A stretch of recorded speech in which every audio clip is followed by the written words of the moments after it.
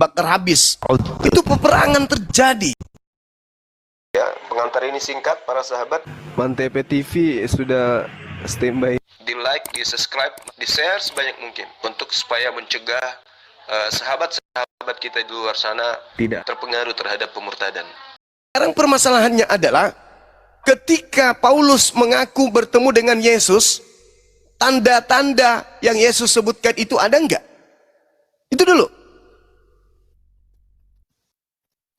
Baik, saya akan coba menjawab karena kita lari lagi kepada yang palsu itu, yang dimana Abang Suma tadi menarasikan bahwa yang palsu itu, yang palsu adalah yang mati di atas kayu salib dan yang menemui Paulus. Baik, kita coba sebentar Bang, saya buka di Kisah Para Rasul 9 ayat 3 dan seterusnya. Sebentar saya buka data Bang ya.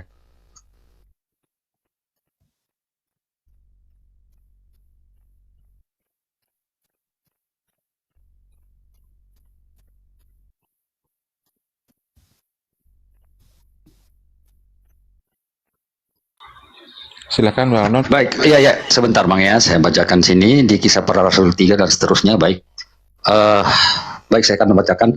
Dalam perjalanannya ke Damsyik, ketika sudah dekat kota itu, tiba-tiba cahaya memancar dari langit, mengelilingi dia. Ia rebah ke tanah dan kedengaranlah olehnya suatu suara yang berkata kepadanya, Saulus, Saulus, mengapa engkau menganiaya aku? Jawab Saulus, siapakah engkau Tuhan? Katanya, akulah Yesus yang kau aniaya itu. Tetapi bangunlah dan pergilah ke dalam kota, di sanalah dikatakan kepadamu apa yang harus kau perbuat. Baik, di Kisah Para Rasul 2 ya, Kisah Para Rasul 9 ayat 3 dan seterusnya ini menggambarkan tentang pertemuan Paulus dengan Yesus itu melalui suara yang terdengar tanpa menunjukkan wujud, tetapi terdengar suara. Yang saya mau tanya di sini, apanya, dasar apa Bang Suma mengatakan bahwa yang bertemu dengan Paulus ini adalah yang palsu, Bang? Nah, Silakan, Bang. tanda-tanda yang dimaksud Yesus ada nggak ketika Paulus itu mengaku bertemu Yesus? Ada nggak? Tanda-tanda apanya, Bang? Maksudnya tanda-tanda bagaimana? Nah, kan Yesus ditanya sama muridnya, apa tanda kedatanganmu?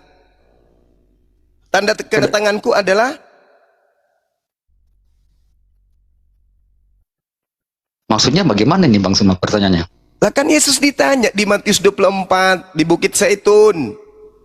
Ditanya sama muridnya, apa tanda-tanda kalau kamu yang datang? Datang untuk kedua kali maksudnya itu, Bang. Ya, iya, bukan makanya yang datang kepada Paulus itu siapa? Ini datang, kalau dia datang kedua kali, Abang Kusuma, dia akan datang yang datang kepada Paulus itu siapa? Dengan berarti menampakkan diri dengan penuh kemuliaan, Bang. Sedangkan di sini tidak ada dia menampakkan diri, Bang. Coba ini cuma Anda suaranya, baca Bang. 1 Korintus 9 nomor 1. Yesus menampakkan diri kepada Paulus. Sebentar Bang, kita bahas ini dulu Bang, karena di sini tidak ada Yesus menampakkan diri secara nyata. Berarti cuma bukan suaranya Yesus aja. Berarti palsu itu. Aduh, itu maksudnya yang Abang maksud itu. Loh, kalau gimana? dia datang di kedatangan kedua kali nanti itu, dia akan menampakkan diri dengan wujud asli itu dan penuh memang kemuliaan, kedatangannya Bang. cuma 2 kali. Kedatangannya memang cuma 2 kali. Makanya Ya, dikatakan inilah kalau ada orang yang mengaku bertemu dengan aku, itu bukan aku. Sebab kedatanganku yang kedua tanda-tandanya ini. Jadi kalau ada yang mengaku, lagian kan Yesus sudah mengatakan akan ada penyesat mengaku aku, tetapi tidak memiliki tanda-tanda itu bukan aku, jangan kau percaya. Justru karena Paulus mengaku bertemu dengan Yesus, tapi tidak ada tanda-tanda itu, Yesus mengatakan jangan kamu percaya. Coba Anda baca nomor 23. Jadi apabila ada orang berkata kepada kamu, lihat ada Mesias di sana, lihat ada Mesias di sini, jangan kamu percaya, sebab Mesias palsu dan nabi-nabi palsu akan datang melakukan banyak tanda mukjizat dan tanda yang dahsyat dan mukjizat sekiranya mungkin menyesatkan orang-orang pilihan. Nah, ketika Paulus mengaku bertemu Yesus di padang gurun, apa nasihat Yesusnya? Percaya atau jangan percaya?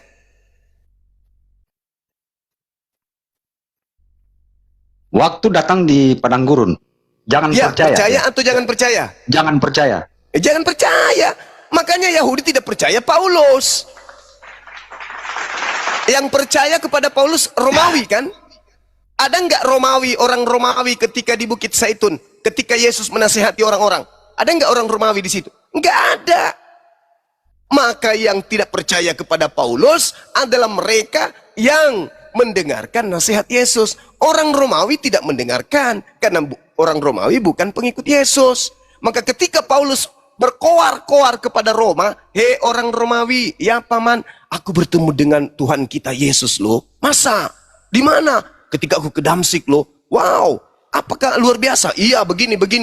Akhirnya Roma percaya kepada Paulus, dijadikanlah dia rasul.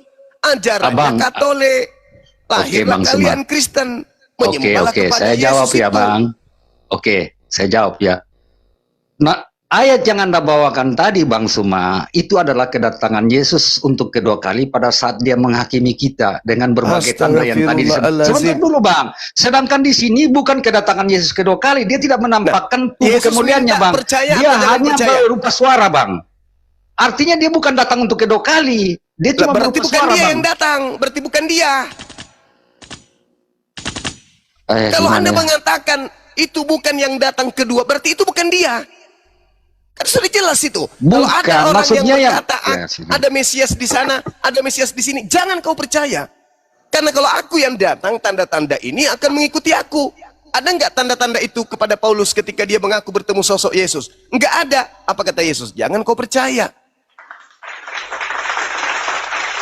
Oke.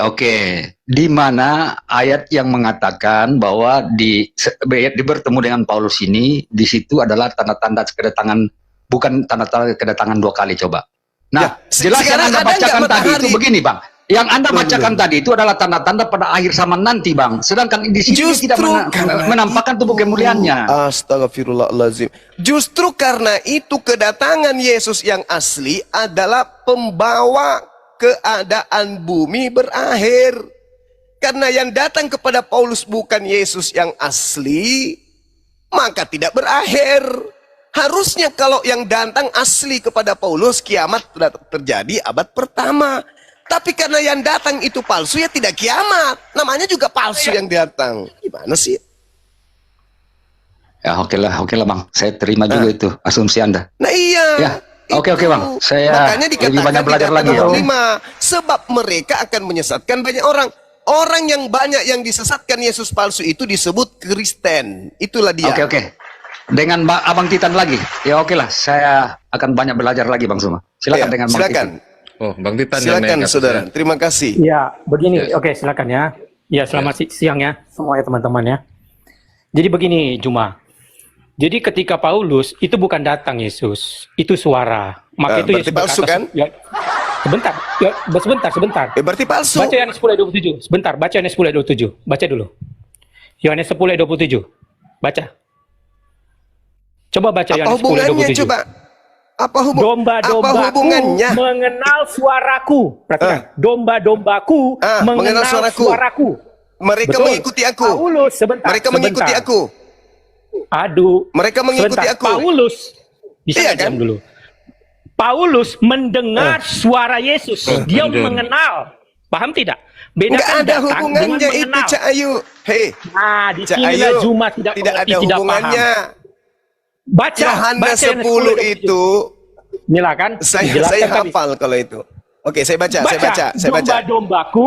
Domba-dombaku mendengar suaraku dan mengikuti aku. Oke? Sekarang ketika Yesus mengajarkan bersunat, Paulus mengajarkan apa? Jangan lari-lari inilah. Jangan lari-lari.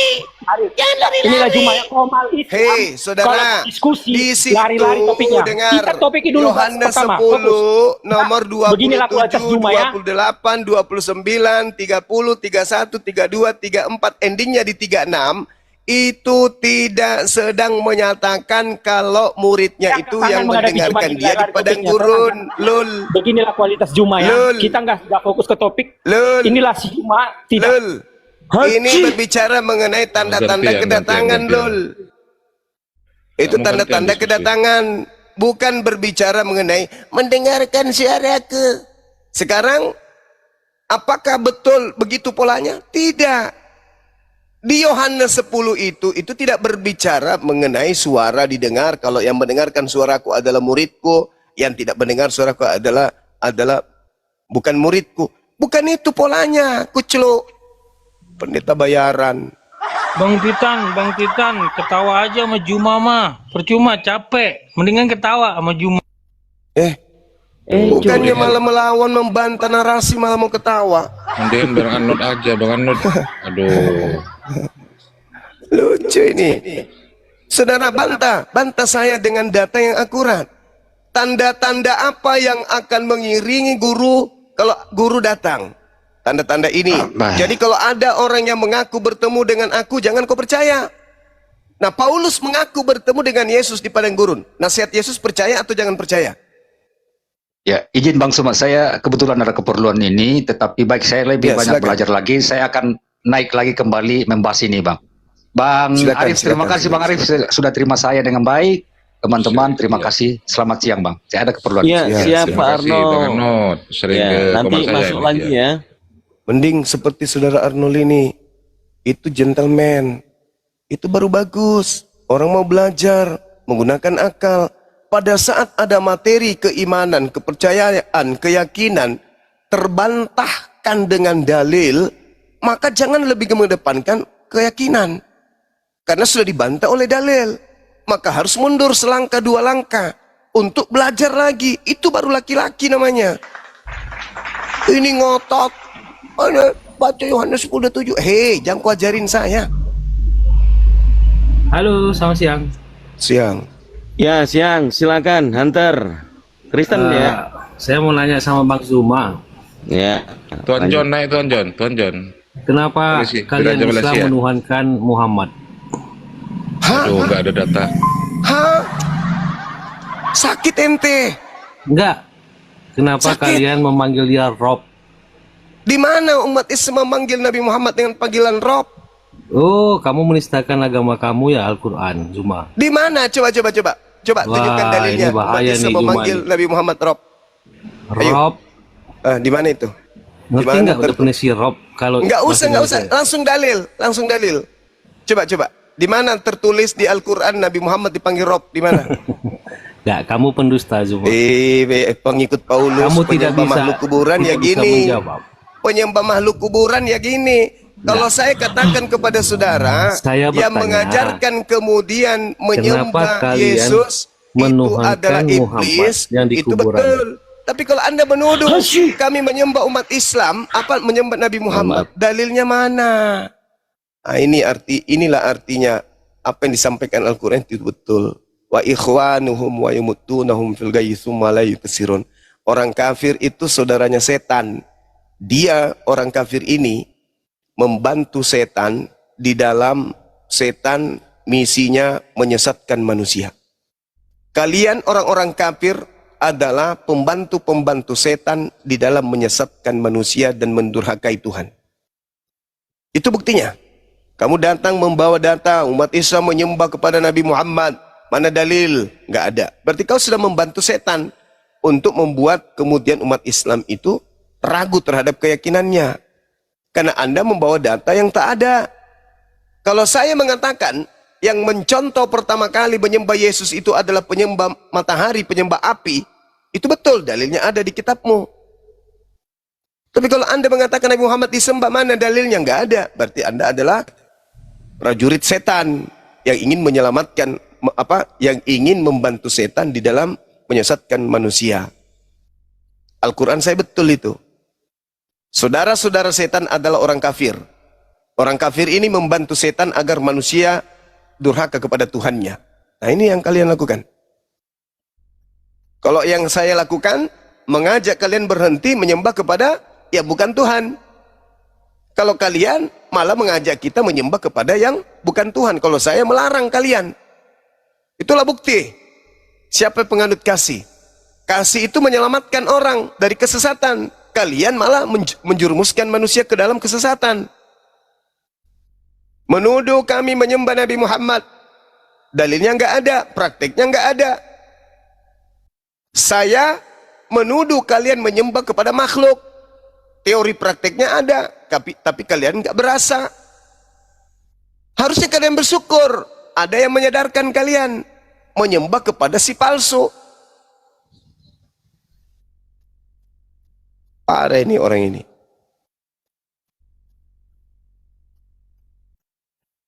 Assalamualaikum Pak Ketua Umum Ustaz Alif. Waalaikumsalam warahmatullahi wabarakatuh. Ustaz Alif.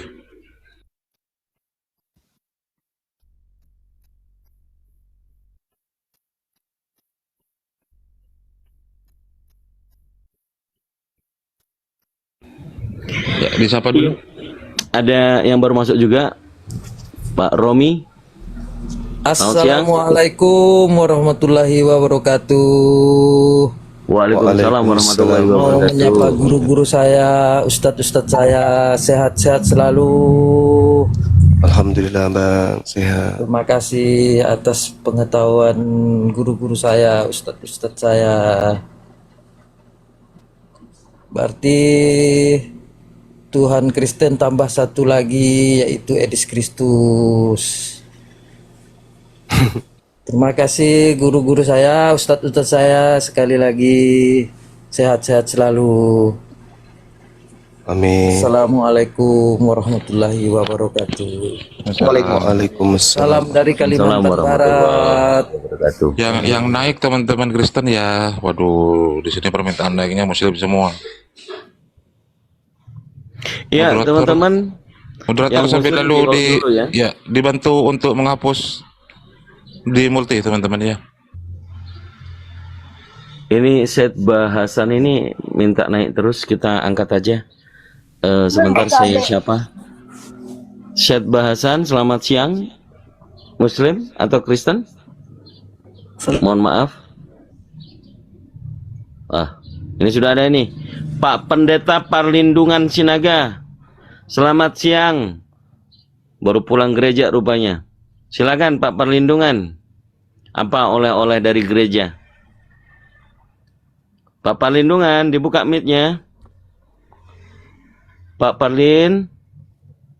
Lai. Dibuka mic-nya. Oi. Pak Perlin. Ini. Kalau lupa ini. Kalau lupa HP-nya nggak tahu cara buka mic ini, waduh. Dibantu dulu ini, buka mic-nya. Pak Perlin. Oi Pak Perlin. Pak Perlin. Nggak ready dia Ustaz Arif. Kita cari pendeta yang ini aja dulu lagi. Sebentar saya share. Ustaz Alif, mungkin sambil dipanasin sama Gurunda. Ini onten hari Minggu kayaknya lagi nafsu semua sama Gurunda, sama Bang Zuma. Kenapa rupanya Gurunda? Iya, karena terancam mereka kan, terancam. Bahaya ini kalau betulan yang disampaikan Bang Zum ini. Selamat siang. Selamat siang, Abangku Perlindungan. Perlindungan mana lu? Ini lu. Silakanlah. Nggak ada kawan Tapi saya. kasih ruang lah kalau kita diskusi, kasih ruang lah. Jangan Iya, ada silakan Bang, penekanan. silakan. Saya punya teman juga sahabat namanya Perlindungan Manalu. Tapi beliau udah Iya. pensiun sekarang. Ya, lanjut Bang. Topiknya apa ini? Nggak tahu juga Bang. Kita nggak dikasih tema. Ya terserah. Bang Perlindungan. Apa yang dikuasai Iya. Bang Perlindungan? Yang sering ku dengar saudara Juma tentang apa Galatia 3 ayat 13. Iya. Iya. Dikatakan di sana kan yang terkutuki itu bagi dia Yesus. Itu. Jadi kalau kita Kristen memahami Galatia 3 ayat 13 itu, kata orang itu tidak tertuju kepada Yesus. Tapi, Bagaimana? si saudara Juma mengapanya itu kok Oke. bisa ditujukan bahwa Baik Bang, baik. Jadi gini, kalau kita lihat Bang, di dalam Yohanes 1 untuk itu nomor 14 terkait dengan Yesus ya. Di situ diceritakan di dalam kitab saudara, firman itu yang adalah Yesus telah teraplikasi, benar-benar terrealisasi, terbukti menjadi manusia dan diam di antara manusia, dan manusia telah melihat kemuliaannya, yaitu kemuliaan yang diberikan Tuhannya sebagai hamba atau anak tunggal Tuhan, penuh kasih dan kebenaran.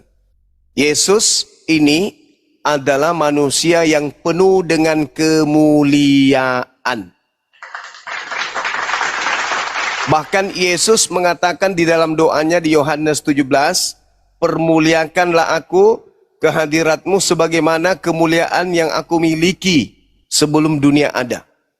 Jadi sebelum dunia ada, Yesus ini adalah manusia yang sudah dimuliakan jauh sebelum dia kemudian dicipta atau dijadikan menjadi daging, yaitu manusia. Itu ucapan Yesus sendiri tuh. Dia mengatakannya di dalam Yohanes 17 nomor 1. Permuliakanlah aku sebagai anakmu. Jadi Yesus itu manusia mulia.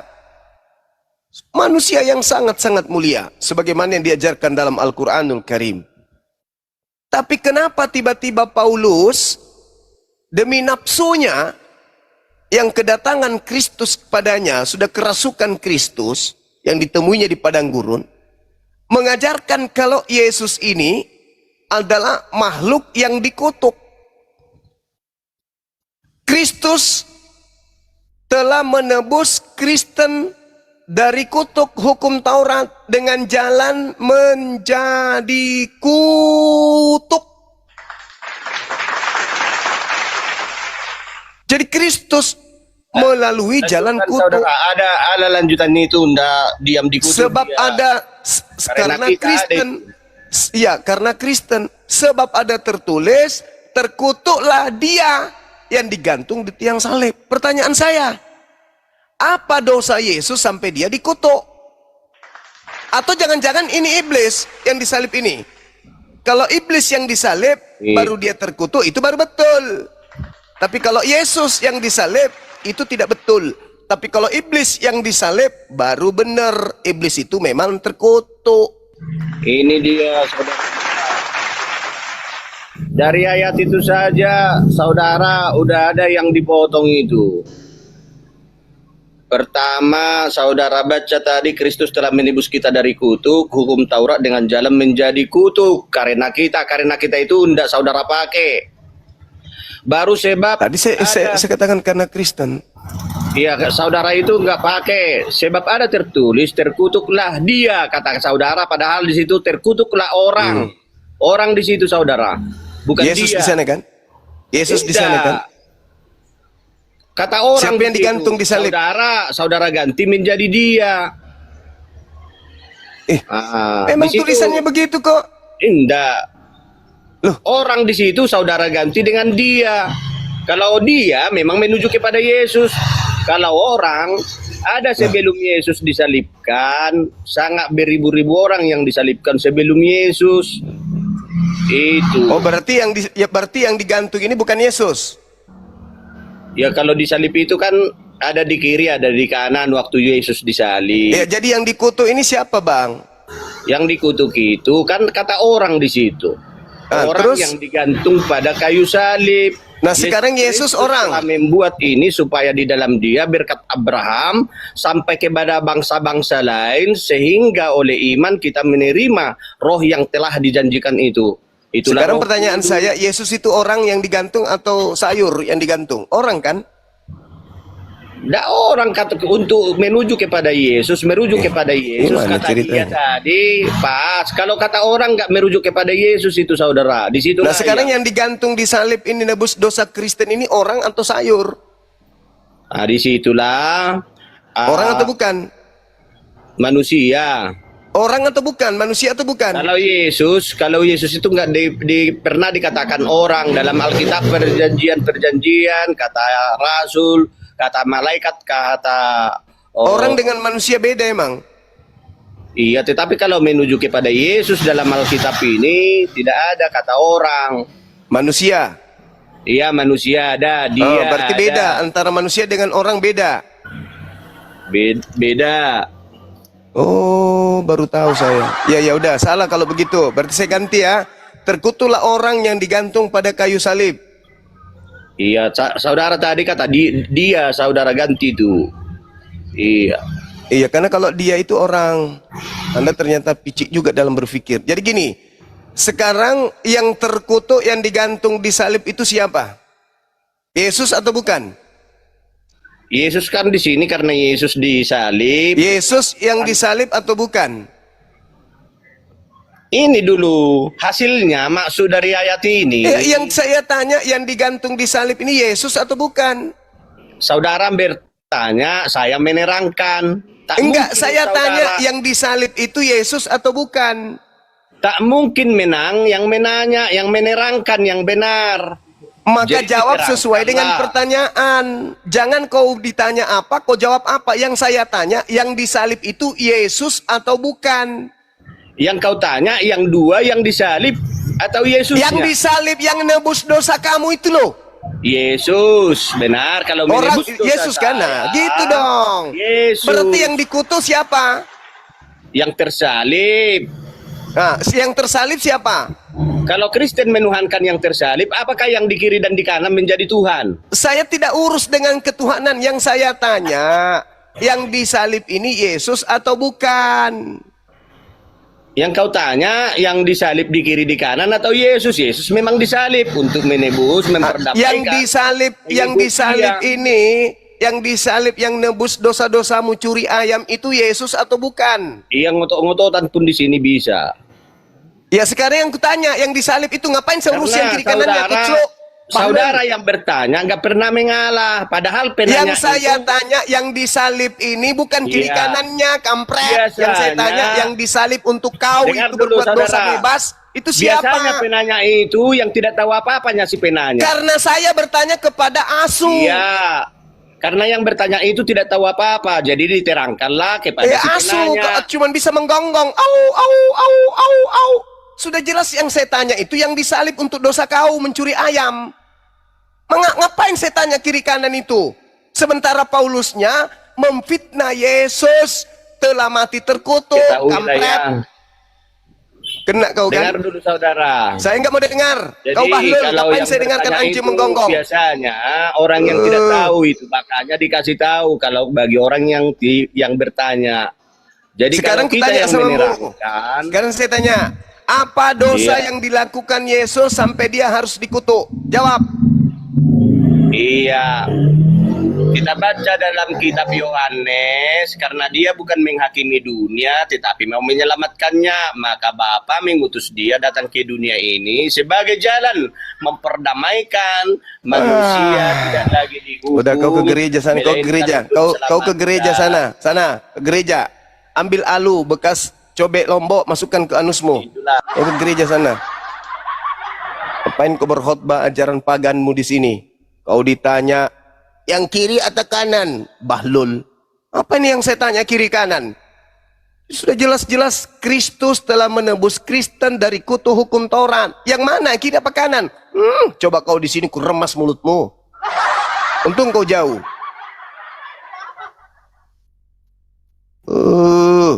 Yang disalib yang mana? Yang pakai sempak warna pink atau ungu? Tanya lagi gitu. Yang pakai sendal swallow atau bukan? Yang gondrong atau yang botak? Tanya sekalian. Dasar bahlul. Sudah Galatia dibaca. Berarti kalau Galatia dibaca itu berarti kita sedang membaca terkait dengan Paulus. Yang diajarin di situ Yesus, bukan yang kiri kanannya.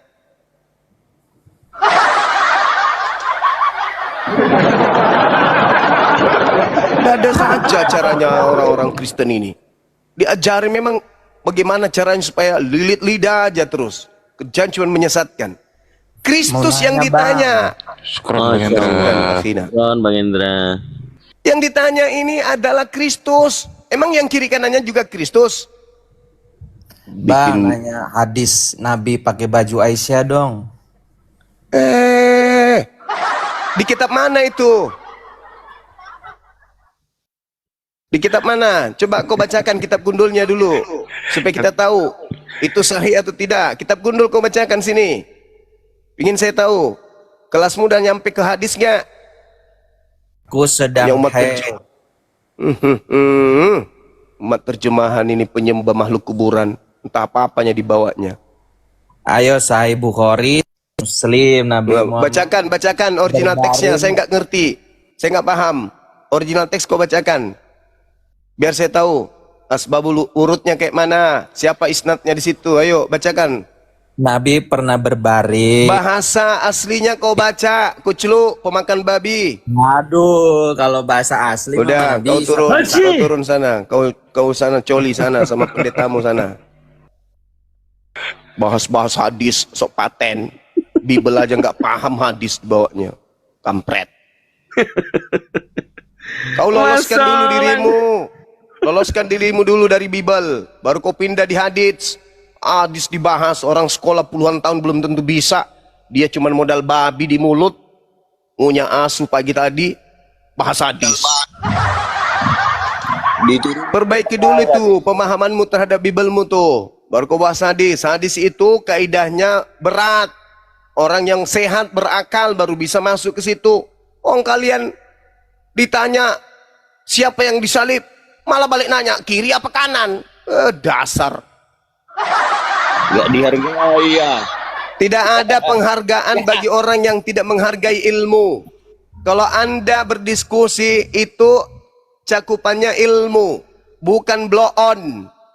Anda tahu sebenarnya yang kutanya itu Kristus, tapi karena Anda belepotan nggak bisa menjawab, larinya kemana-mana. Saya sekarang mewakili diri saya sebagai orang bahlul. Yang sudah digedekan ini yang boleh berbicara. Udah, diam dulu. Palin, diam dulu. Ini yang sudah ada dibesarkan ilmu di nggak atas. Ada kau makan sabuk kelapa kurangi itu. Tempurung kelapa tua aja terus kau makan pakai bubur kurangi. Manusia lagi saudara. Diam. Kristen. Diam. Gatal hidung saya gitu, mohon maaf. Oke, Immanuel, Bapak silakan Pendeta. Saudara Immanuel. Ya, silakan. Ya, bagaimana apa yang dibahas? Itu Bang, yang tadi katanya Galatia 3 nomor 13 tuh. Kalau anak Maria mustahil dikutuk, tapi kalau setan sudah pasti dikutuk, itu pasti tuh. Sekarang menurut saudara yang dikutuk di salib ini siapa? Yesus. Kalau menurut yang saya pelajari dan saya mendalami, itu sebenarnya dia mengampaikan hal itu oleh karena dosa kita manusia. Ya, itu ilmu dari mana Bang? Ya, karena saya belajar Alkitab. Iya, ilmunya dari mana? Sejauh Anda mempelajari Bible, dari mana ilmunya bahwasanya Tuhan mengutuk orang suci, orang yang dimuliakan demi menyelamatkan manusia-manusia terkutuk? Di mana dalilnya? Tuhan itu tidak dikutuk, tidak dikutuk. Berarti Yesus yang dikutuk ini siapa? Juma, kau ngomong lagi baik. Gantian, sabar. Mungkin Anda harus pahami dulu ini apa konteksnya apa itu. Iya, konteksnya sederhana saja. Yesus itu dikutuk. Sekarang pertanyaan saya, adakah Tuhan mengutuk orang yang benar? Setahu saya yang dikutuk itu setan. Kalau ternyata yang dikutuk ini setan, berarti yang kalian sembah setan kan? Benar nggak? Mungkin Anda salah besar dan keliru. Nah, coba kalau begitu saya minta kalau tolong. tidak paham ya, mungkin saya nggak paham. Kristen, kemungkinan saya nggak paham, betul. Jangan berasumsi. Nah, sekarang tolong Anda buktikan ke saya bahwa Yesus ini memang layak dikutuk. Silakan. Silakan, Bang. Silakan. Silakan Anda buktikan Yesus, anak Maria, anak tirinya Yusuf ini memang layak dikutuk. Silakan. Kalau dia itu adalah 100% manusia dan 100% Allah. Enggak peduli Tidak saya, dia mungkin. 100% manusia, Tidak 100% mungkin. agar-agar, saya enggak peduli. Yang saya tanya, buktikan kepada kami di sini, kalau Yesus anak Maria, manusia mulia, yang dikasihi oleh Elohim ini, memang layak dikutuk demi pelaku-pelaku dosa Kristen. Silakan. Aduh. Kok Nggak jadi susah? nyambung ya. Ya kok nggak nyambung? Kan Anda mengimani Yesus anak Maria yang dikutuk di tiang salib. Nah sekarang apa alasannya dia dikutuk? Apakah pantas dia dikutuk? Apakah dia memenuhi syarat untuk dikutuk? Baik menurut Tuhan maupun menurut akal sehat. Buktikan aja. Kalau setan yang dikutuk, ya memang memenuhi syarat. Kalau penyesat yang dikutuk, memang memenuhi syarat. Dan sebelum dia disalib, dia mengatakan, akulah dia. Yesus berkata, penyesat itu mengaku akulah dia. Kalau akulah dia yang disalib dan adalah orang yang dikutuk, wajar. Tapi kalau Anda memaksakan itu adalah Yesus, tunggu dulu. Buktikan dulu. Apa dasar Anda mengatakan bahwa yang disalib itu adalah manusia suci? Manusia mulia. Manusia yang dikasihi. Apa alasannya? Waduh, kenapa guru saya di sini dimarah lagi nanti saya ini.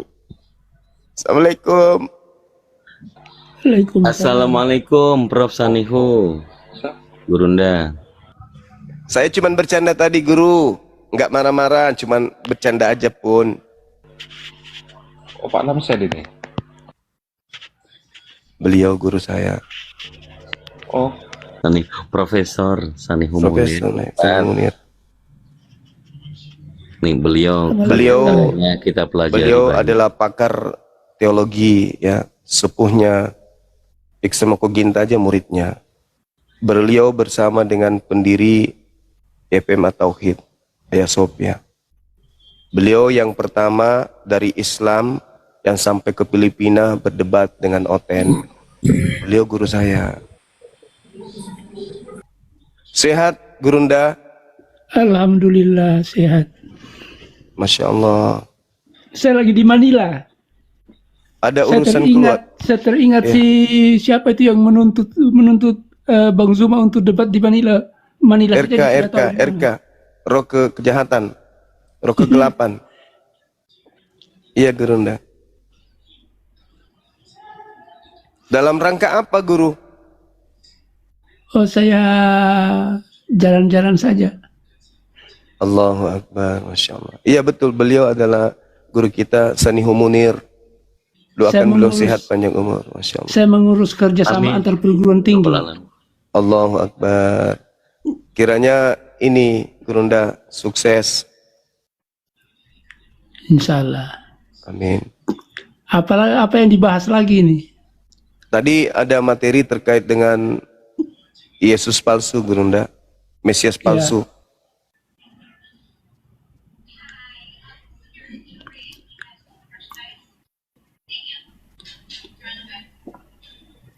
Beliau ini juga yang menuntun Kodondi, ya teman-teman, yang memberikan referensi-referensi materi ke Kodondi itu beliau ini. Jadi materi dari Kodondi dengan seperangkat buku-buku, kitab-kitab beliau itu dari beliau materinya.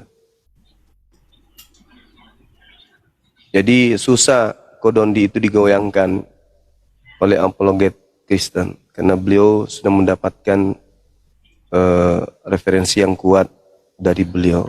Pak Jiferi, waduh. Ada Pak Jiferi dia di bawah. Scroll Pak Jiferi. Allahu Akbar, Masya Allah. Subhanallah. Aduh, Pak Lagi Jiferi. membahas apa ini? Bang Denny juga kirim paus, Masya Allah. Assalamualaikum warahmatullahi wabarakatuh. Beliau sogok itu mau dicarikan bini keempat katanya. Waalaikumsalam Ustaz Alif. Waalaikumsalam warahmatullahi wabarakatuh, Ustaz Alif. Waalaikumsalam. Insyaallah. Pak Ketua Umum Apologet Islam Kira-kira Indonesia. apa yang topik ini? Mengenai Mesias palsu, Gurunda. Oh, Mesias palsu. Iya. Kesimpulan yang diambil apa? Yang mereka sembah selama ini adalah Mesias palsu. Karena dalam Al-Quran pun ditanya oleh Allah, apakah kamu yang mengajarkan mereka menyembahmu? Kata Nabi Isa, enggak, bukan aku. Berarti yang mereka sembah bukan Nabi Isa. Makanya di dalam Matius 7 mereka diusir. Iya. Silakan Gurunda, mungkin mau ditambahin materinya. Ya, jadi Mesias itu kan kalau kita di Islam itu Al-Masih atau Masaha. Iya.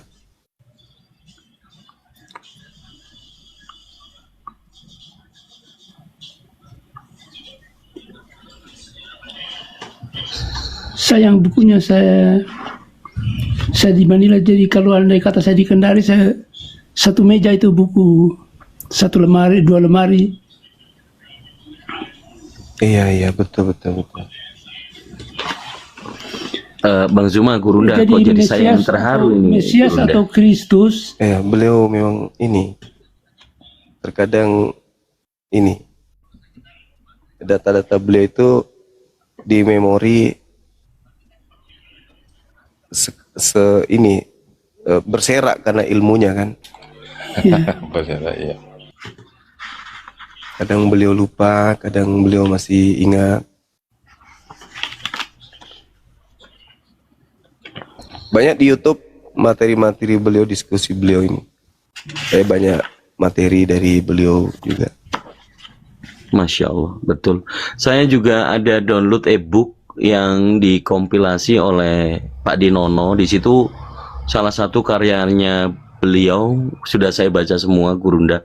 Masya Allah. Jadi saya terharu karena ini gurunya guru saya, otomatis kami sebutnya kakek guru gitu. Boleh ya Bang Zuma ya?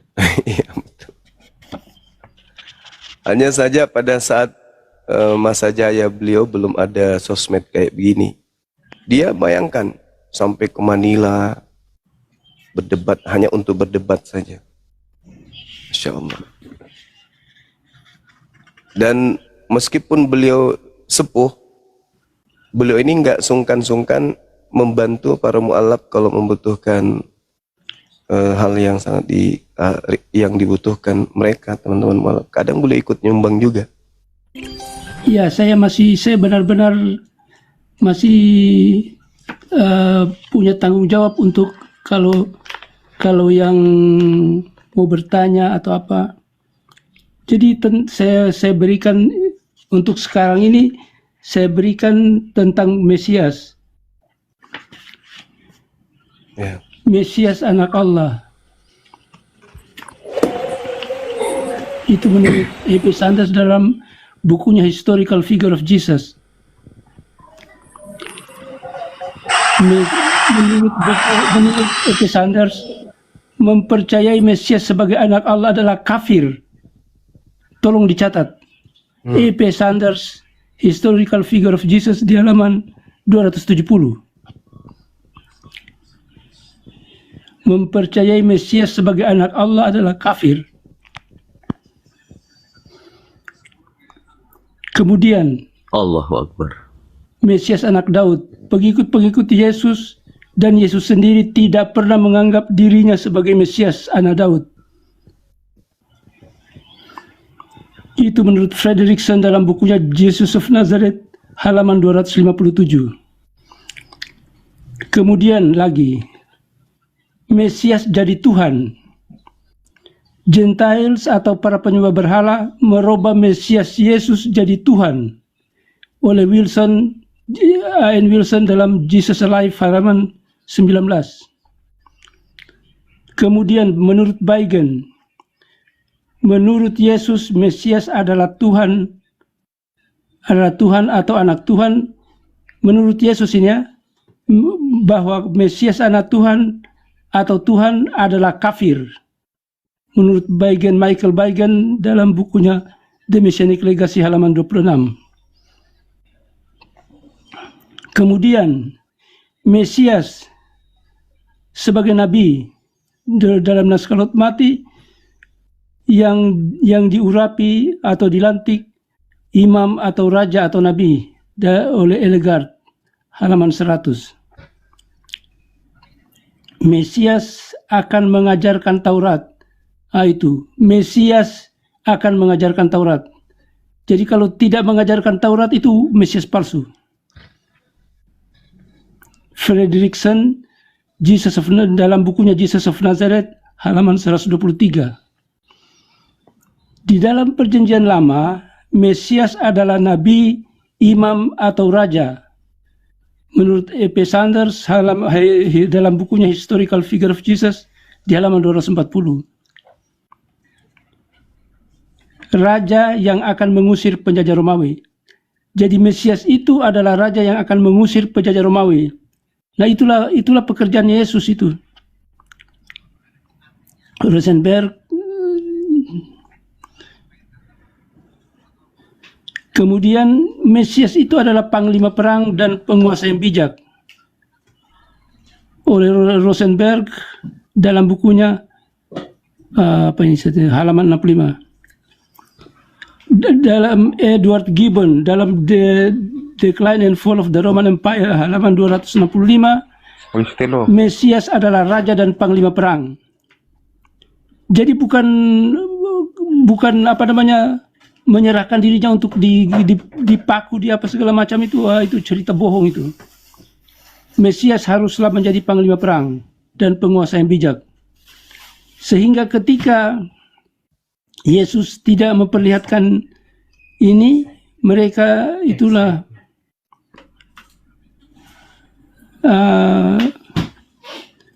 karena Yesus tidak menjadi raja dan mengusir penjajah Romawi, akhirnya orang Yahudi menganggap ini bukan Mesias ini, karena kalau Mesias harus mengusir penjajah.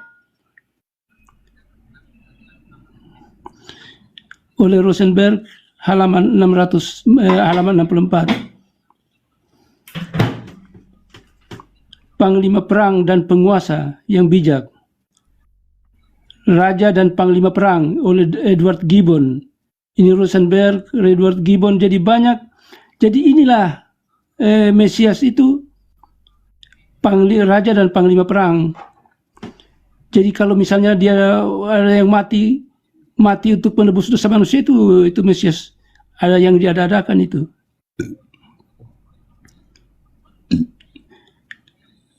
Mesias bukan mati dibunuh tetapi jadi raja. Ini Robert Funk dalam apa ini? Honest to Jesus. Dalam bukunya Honest to Jesus halaman 40. Kemudian Mesias ini bukan inkarnasi Tuhan yang mati menebus dosa. Ini menurut Silberman halaman 104. Yang berikut, Yesus tidak pernah mengaku Mesias. Ingat itu. Yesus nggak perlu Yesus mengaku dia Tuhan. Ini oleh Fredrickson dalam Jesus of Nazareth. King of Jews. Cuma B2 yang main selonong-selonong ya. Cukup dengan mujizatnya saja semua sudah. Mujizatnya itu untuk membuktikan dia nabi, dia Mesias. Sampai sekarang apologet Islam bingung kalau saya tanya. Boleh. Tidak ada yang bisa kamu bingung. Ini bingung kalau saya tanya, kalau Allah yang benar kenapa Yesus yang di surga? Yang bingung itu saya bertanya, kalau mujizat itu dari Al-Quran. Jangan seperti itu. Saudara, tolong dalilnya di mana dalilnya Yesus di surga, coba. Bingung semua mereka. Coba. Mau diskusi. Silakan. Coba. Di mana dalilnya kalau Yesus di surga? Coba buka. Coba di mana? Ayo, taruhan kita. Yesus tidak di surga, taruhan kita. Dia nyangkut di langit. Ayo. Mana dalilnya Yesus di surga? Oh ya, tunggu ya. Ya, silakan. Oke. Gampang Dinda kok, Dito banyak. siap Bukan meluncur. hanya banyak, bukan hanya gampang. Ya silakan, satu aja. Iya. Kalau Satu. ada, besok saya bangun gereja untuk kau. Oh iya. Iya, kau tinggal tunjuk lahan, materialnya nanti saya belikan. Nah, susah kau cari kan? Susah, bolak-balik. Nggak susah kok. Gimana? Sebab aku telah turun dari sorga. Yohanes 6 ayat 38. Di mana dalilnya? Yohanes 6 ayat 38. Sebab aku telah Oke. turun dari sorga. Dinda. Itu berarti dia bertandakan dia dari mana? Sabar. Dari mana? Dinda Nah, Dito sekarang boleh Anda buka. jelaskan bahwa Allahmu di sorga. Sekarang Oke, saya sudah oke, jawab oke. dulu. Buka. Pakai data, Saya data, sudah datanya, jawab. Kang Dito. Kang Dito. Buka. Silakan datanya Kang Dito. Berapa? Yohanes 6? Ya. Yohanes 6:38. Kamu tinggal tunjuk tanah di mana nanti saya beli bangun gereja, tapi satu ini aja, satu lantai aja. Kamu Nanti pintunya kita buat dari kain horden ya. Sekarang kamu siap-siap aja tanahnya ya, kamu buat ya. Ya. Kalau apologe top itu harus bertanggung jawab dengan bibirnya. Jangan Saya berdusta. bertanggung jawab dengan kepala aku, bukan cuma Iya. bibir. Buka Iya. Dinda di Alkitab Sabda Yohanes 6 nomor 38. Baik Gurunda. Sementara saya langsung open cam aja lah. Iya. Iya, open cam aja. Ya, screenshot. Ya. Yunaninya itu Sabar. bukan.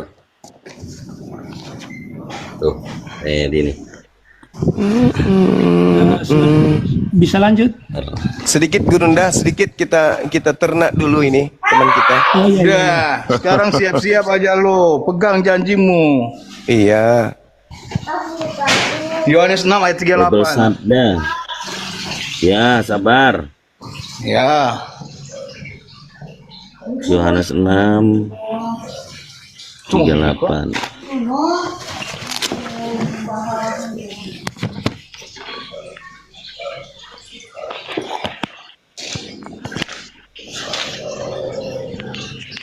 Tiga puluh delapan. Oke, sudah ready Gurunda? Ya, mana kata surganya di situ ada?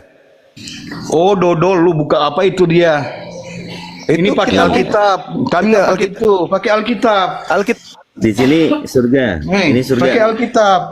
Mau Ini TB surga baru, nih. TB 2 atau TB 1 yang saya minta, bukan pakai Sabar yang dulu Koclok. ciptaanmu Sabar dulu. itu. Sabar dulu. Nih ya, surga ya. Kita cek di sini. Surga. nih. Alah, lu pakai itu. Kami pakai Alkitab, bukan pakai lo. Kami pakai di Gurunda gereja mana? pakai Alkitab, bukan pakai yang kau buka Gurunda itu. kepental. Sudahlah. Nih. Jangan bingung. Uranus. Uranus. Jangan jadi penipu kau. Hei. Uranus. Saya lebih Apa percaya artinya malaikat gini? daripada lo. Ini yang dikatakan oleh malaikat, bukan daripada lo.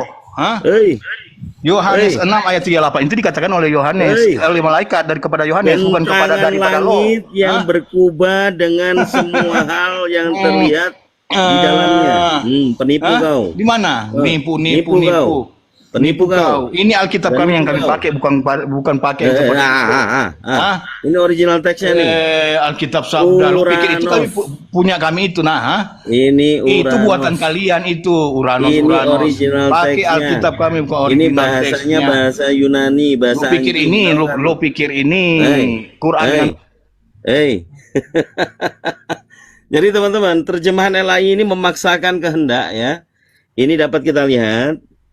Surga yang diterjemahkan oleh LAI, surga yang original diterjemahkan teksnya LAI. adalah Lo tahu apa? Uranus. Lo punya ijazah STTP Serta Kekristenan? Nih, Atau punya Uranus. penerbit Alkitab? Hah? Nah, Lo pernah beli Alkitab? Malu-maluin Diam lo. dulu, Ustaz. Udahlah. Udah jelas kalian nggak punya. Ada bukti surga bahwa di situ? Allahmu di surga. Bingung kan saya Ada. tanya? Kalau Allahmu yang benar, Nggak kenapa Yesus di ada. surga? Sekarang saya Ternyata tanya, itu kalau penipuan. Allah yang benar, kenapa Yesus di surga? Ternyata nggak ada. Ternyata itu langit. Nggak ada, ternyata nggak ada. Nggak ada. Penipu. Kalau berbicara surga itu Kalau ada di Allahmu yang Lukas benar. 23:43, itu baru surga. Pada hari ini kamu akan bersama aku di Firdaus, itu baru surga, Paradisos. Sebab aku telah turun dari surga. Yohanes 6 ayat 38. Turun dari langit. Sementara kalian surga. apa? Mana ayat Quranmu bahwa Allahmu di surga? Hah? Enggak, Mana turun jaminan dari surga langit bagi dibilang. kalian? Mana dari jaminan langit. surga bagi kalian? Mana? Turun dari langit, bukan dari surga. Parah Minta ini. ayat Quranmu bahwa Parah. Di mana Allah di surga? Waduh, kau itu. Parah. Jadi saudara, saya minta Anda ayat tidak Quranmu bahwa Allah berhasil di surga, mana? mendapatkan gereja. Tadi saya sudah rela mau bangunkan gereja, nggak jadi. Ternyata kau cuma nipu. karena pakai Ternyata Alkitab Yesus, ciptaanmu. Karena ternyata pakai Alkitab Yesus ciptaanmu. itu bukan turun dari surga, tapi dari langit. Kalau surga dalam bahasa Yunani itu tetap aja paradeso, menceritakan tentang sebuah alam di mana paradesos itu adalah alam atau tempat yang bernama surga Firdaus. Itu baru surga. Parah, ternyata Yesus turun dari langit. Hujan dong. Ternyata hujan. Mas Solang. Udah ya kawan. Kalau yang turun dari langit ke bumi itu memang Tidak ada dalam iblis. Quran, ya Allah kalian sudah di surga. Diusir. Lah, Tidak ada. kok Tuhan di surga? Gimana Nggak ada. ceritanya? Surga itu alam. Sementara pencipta langit dan bumi itu tidak menempati ruang Oh dan loh, waktu. terus buat Tuhan kalian kok ini di surga? diciptakan untuk kemana? Kalau Tuhan Allah kok di kalian surga? Ke neraka. Tuhan kok di surga? Alamak. Tuhan kok di surga, gimana ceritanya? Matius 6 ayat 64, Markus 16 ayat 19, Lukas 9 ayat 51. Semuanya dalil Yesus naik ke surga. Itu naik ke langit. Itu naik ke langit, bukan ke surga. Itu naik ke langit, bukan naik ke surga. Bahwa Allah mau naik ke surga. Udah, turunkan aja, turunkan. Turun, Anda turun. Markus Anda 16 turun. ayat 19, Anda Lukas 9 turun ayat ke 51. Mana? gereja, telan itu, surga langit. Jangan menipu di sini, kita cukup sekali aja kita buktikan. Yohanes 3 nomor 48 itu tidak ada kemudian diceritakan 38. Yohanes 6 nomor 38 itu tidak ada bercerita Yesus turun dari surga, tapi Yesus turun dari langit. Gitu ya. Sama seperti hujan juga turun dari langit. Tidak ada masalah. Oke, dilanjut. Ini Gurunda Sadiku mungkin. Gurunda. Ya. Bagaimana?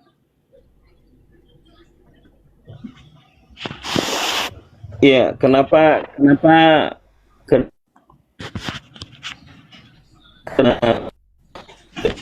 itu Putus-putus suaranya surga, kan gitu. menurut Putus-putus, makanya begitu. putus-putus. Oh, putus-putus ya. Oke, mungkin boleh disampaikan ulang ya. Sebentar. Izin Gurunda, Bang Zuma, Gurundaku. Saya bertanya karena ini fenomena yang terjadi, banyaknya orang-orang Kristen menganggap Yesus turun dari surga. Itu mohon pencerahannya Gurunda Sanihu.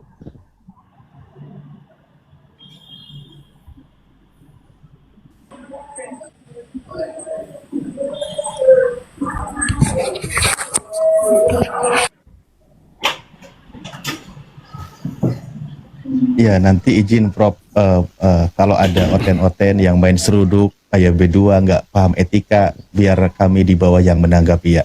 Kami jaga marwah, Prof. Makanya tadi dipotong. Bagaimana, saya masih teruskan?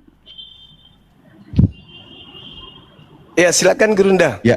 Nanti Siap. kalau ada yang Ya. mengganggu, biar kami yang sliding. Ya. Ya, gitu. Jadi ini mengenai Mesias ya.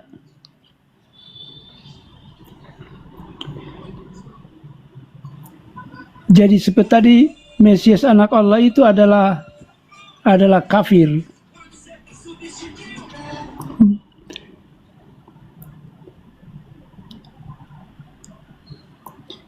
Pengikut-pengikut Yesus dan Yesus sendiri tidak pernah menganggap dirinya sebagai Mesias anak Daud. Inilah. Sementara pada para penyembah berhala atau Gentiles, mereka merubah Mesias Yesus menjadi Tuhan.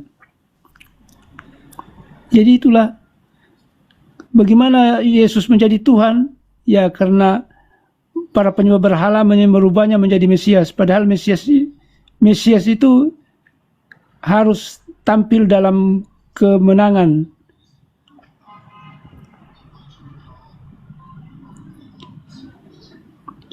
Kemudian di dalam naskah Lot mati, Mesias itu adalah nabi.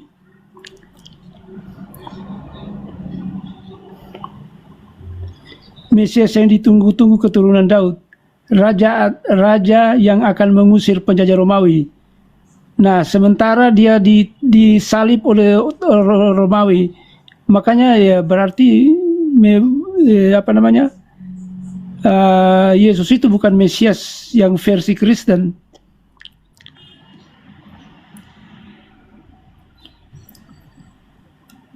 Menurut buku Rosenberg, panglima Mesias adalah panglima perang dan penguasa yang bijak. Raja dan panglima perang menurut Edward Gibbon, bukan mati dibunuh tetapi jadi raja. Bukan inkarnasi Tuhan yang mati menebus dosa, Silberman. Yesus tidak pernah mengaku Mesias. Ini saja. Yesus tidak pernah mengaku Mesias. Menurut Frederickson dalam bukunya Jesus of Nazareth, King of the Jews, halaman 248. Yosefus, sejarawan, tidak mengaku Yesus Mesias atau Kristus. Nah, ini yang penting. Sejarawan yang di masanya Yesus tidak mengakui Yesus sebagai Mesias atau Kristus.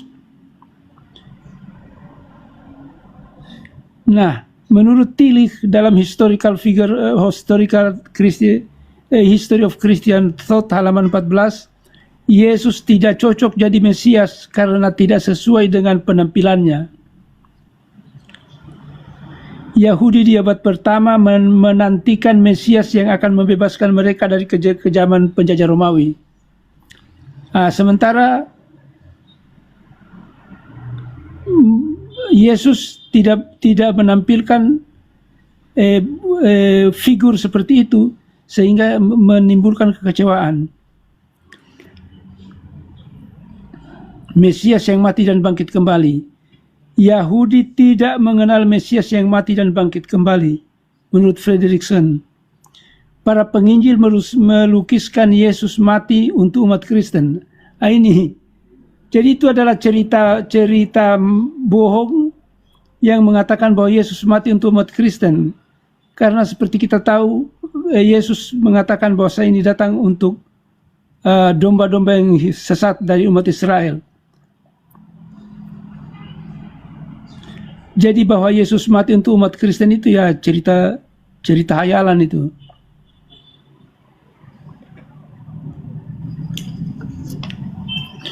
Mesias Yesus sama dengan mitra menurut Ian Wilson.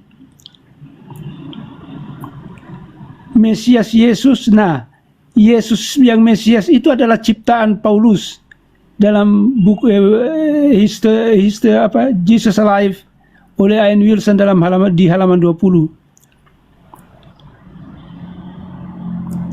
Yesus tidak pernah mengaku Mesias, Frederickson.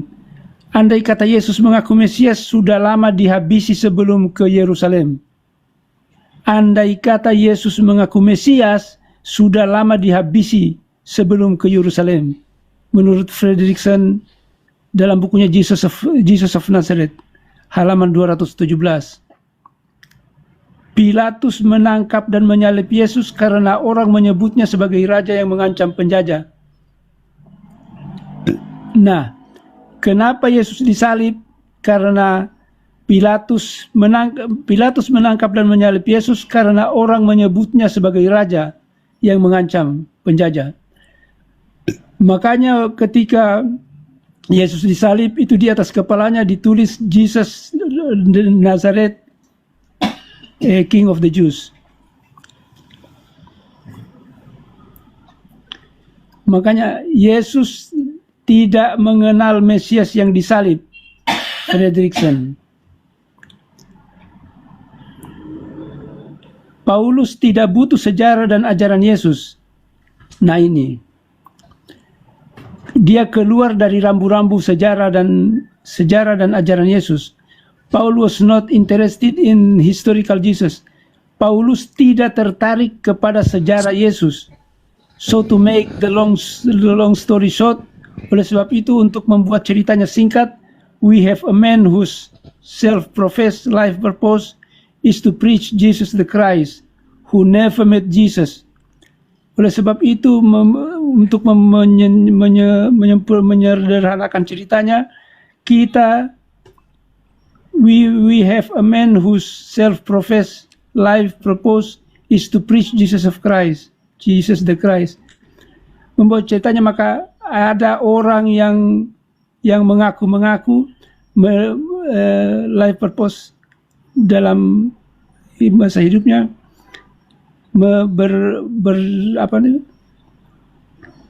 berdakwah atau bahwa Yesus adalah Kristus, who never met Jesus in the flesh. Jadi ini Paulus yang menceritakan bahwa Yesus adalah Kristus. Dia tidak pernah mengenal Yesus, who shows scant interest in the event of Jesus' life. Dia tidak tertarik kepada sejarahnya Yesus, tetapi dia tertarik kepada Yesus yang mati dan bangkit kembali sebagai Kristus penyembah berhala. Ini memakai dalam Jesus the Man and the Myth, halaman 175. Sejarah dan ajaran Yesus harus dikubur. Nah, ini sejarah dan ajaran Yesus harus dikubur karena a myth can only grow around actual historical figure when most of the actual historical fact about the figures already were forgotten. Mitos hanya akan tumbuh